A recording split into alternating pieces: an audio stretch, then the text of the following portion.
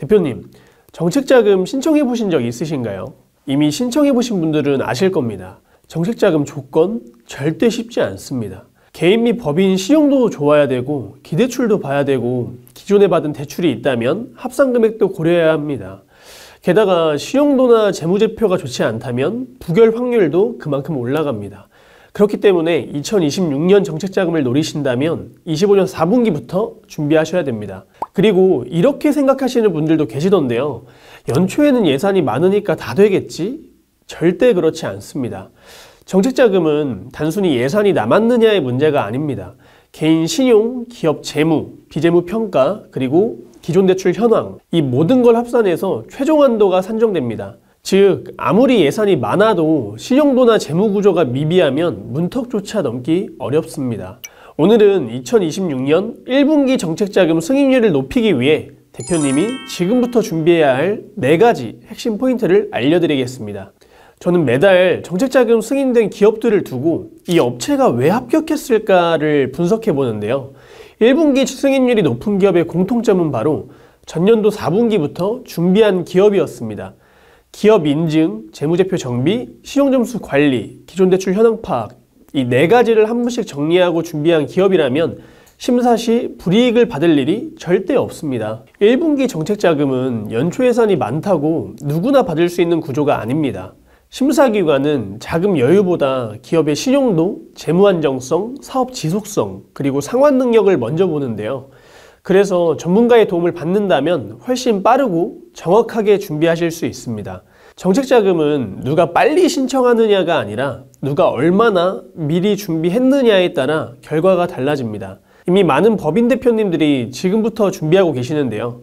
고정 댓글 링크를 통해 상담 신청하시면 대표님 사업 방향에 맞는 맞춤 전략으로 도와드리겠습니다. 따라서 2026년 1분기에 정책자금을 받고 싶다면 지금 제가 말씀드릴 이 4가지 4분기에 반드시 준비하세요. 첫 번째는 기업인증 준비입니다. 기업인증은 우리 기업의 기술력과 신뢰도를 보여주는 가장 강력한 지표인데요. 지식재산권이라고 들어보셨죠? 특허, 실용신안, 디자인 특허, 상표권 등 지식재산권을 미리 만들어야 됩니다. 지식재산권은 서류적으로 우리 회사의 기술력을 보여줄 수 있는 제일 좋은 방법입니다. 그리고 ISO 인증이 있는데요.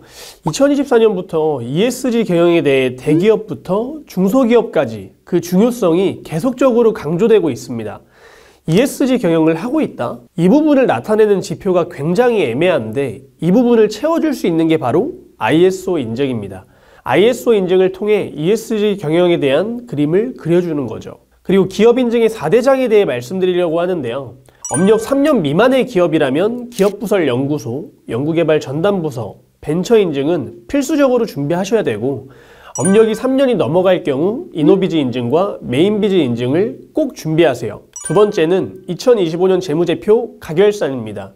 올해 12월이 되면 담당 기장세무사님께 우리 회사의 2025년 가결산 재무제표를 요청해 주세요. 2025년 재무제표 가결산을 통해 정책자금 신청 시 기관에서 좋아하는 재무제표로 우리 회사의 재무제표를 만들어야 됩니다. 예를 들자면 2025년 당기 순손실이 날 것으로 예상되는 회사라면 2025년도에 12월 매입은 최대한 늦추고 26년 1월 매출권은 최대한 당겨서 25년 12월 결산에 들어올 수 있도록 계획을 해야 됩니다. 이렇게 순손실을 줄이도록 만드는 거죠. 연구소가 있는 기업이라면 연구인력의 인건비는 경상연구개발비라는 계정으로 분류해서 연구개발에 대한 부분을 입증하고 추후 자금 신청 시 연구개발에 대한 부분을 어필할 수 있습니다. 그리고 판관비 조절도 있는데요.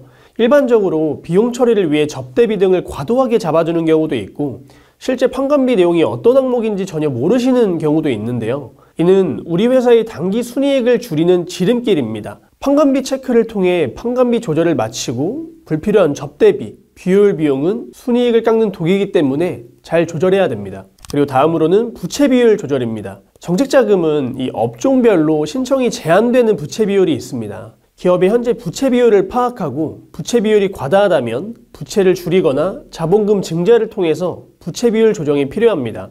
추가적으로 부채는 유동부채와 비유동부채로 구분되는데 유동부채는 1년 이내에 상환해야 되는 부채이기 때문에 유동성 불안정에 대한 리스크를 줄 수 있습니다.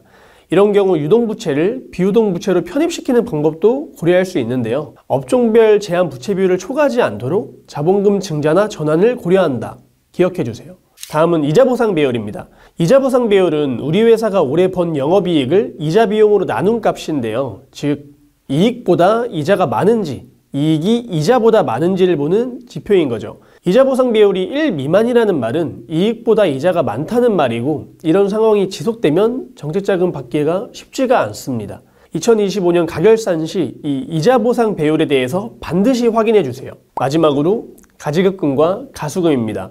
법인의 대표님이 넣으신 돈인 가수금, 법인에서 대표님이 빼간 돈인 가지급금. 이 가수금이 많다면 언제든 법인에서 대표님이 돈을 빼갈 수 있다는 말이고, 이 가지급금이 많다면 회사 운영에 의심이 가기 마련입니다.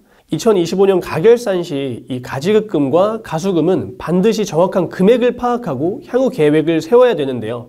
가지급금과 가수금이 있다고 정책자금 신청에서 반드시 떨어지는 건 절대 아닙니다. 하지만 그 내용에 대해 정확히 파악하고 정리에 대한 계획을 세워야 됩니다. 존재 자체가 문제는 아니지만 이 현황 파악과 정리 계획이 핵심입니다. 세 번째는 기대출 현황 파악입니다. 정책자금을 받을 때 빌려주는 사람 입장을 한번 생각해 볼까요? 돈을 빌려가는 기업이 얼마를 버는지도 중요하지만 어떻게 상환할 것인지도 굉장히 중요합니다. 그렇기 때문에 기존에 받은 대출이 얼마나 있는지, 원리금이 얼마나 남아있는지 등은 이 부분이 이제 기관에서 굉장히 중요하게 보는 부분인데요. 따라서 사전에 미리 대표님 개인의 기대출과 사업자 기대출, 이 부분에 대해서 반드시 파악해 주세요. 대출 시점, 대출 금액, 그리고 대출 금리, 대출 은행, 이렇게 이 네 가지의 내용을 파악해 둔다면 2026년 정책자금 신청을 할 때 보다 더 전략적인 계획을 세울 수 있습니다. 더불어 이 지표를 표로 정리해 주신다면 이건 단순한 정리를 넘어서 리스크 관리 역량을 보여줄 수 있습니다. 이는 곧 상환계획과 상환 능력의 지표로 활용 또한 가능합니다. 마지막 네 번째는 바로 신용점수 관리인데요. 너무나 당연한 이야기라고요. 그래서 제가 조금 더 현장의 팁을 알려드리려고 합니다. 개인 사업자, 법인 사업자 모두 대표님의 신용점수는 굉장히 중요합니다.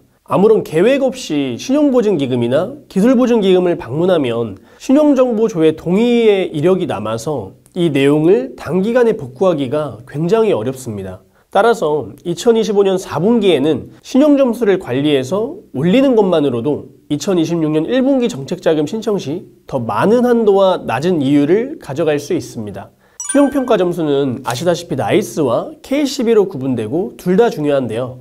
나이스는 나이스 평가정보 사이트에서 지킴이 케어십 가입을 하면 나이스 점수를 소폭 올려 전략적으로 신용점수 관리를 할 수 있습니다. 이 지킴이 케어십은 연 39,000원, 월 3,250원 꼴인데, 이 지킴이 케어십을 가입하면 기존 기대출이 여러 건일 때 어떤 대출을 먼저 갚으면 신용점수가 어느 정도 올라가는지에 대한 모의 조회도 가능하니 상당히 전략적으로 신용점수 관리가 가능해집니다. 이렇게 25년 4분기 동안 신용점수만 올려도 26년 1분기에는 더 높은 한도와 더 낮은 금리로 자금 확보가 가능합니다. 이는 곧 기업의 안정성과 활동성에 긍정적인 영향을 주게 되겠죠. 그럼 이렇게 생각하시는 분들이 있을 것 같아요. 그럼 1월에 가서 한 번에 다 준비하면 안 되나요?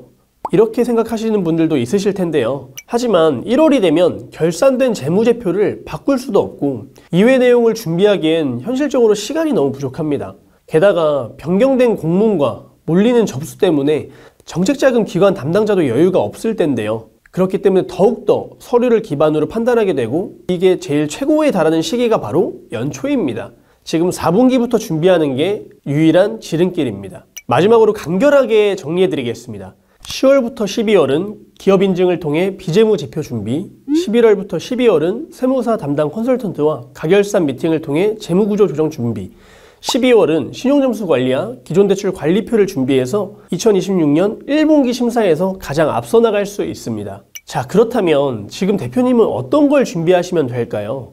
뭐가 필요한지는 알겠는데 실제로 어떻게 적용해야 되지? 맞습니다. 4분기 준비의 큰 틀은 동일하지만 세부 내용과 전략은 기업별로 달라집니다. 공부를 해야 성적이 잘 나오는 건 누구나 다 알지만 어떻게 공부를 해야 성적이 잘 나오는지가 중요하잖아요. 4분기 기업 관리가 중요하다는 건 아시겠지만 실질적인 실무와 그 전략을 기업 내부적으로 세우고 실행하기란 쉽지 않습니다.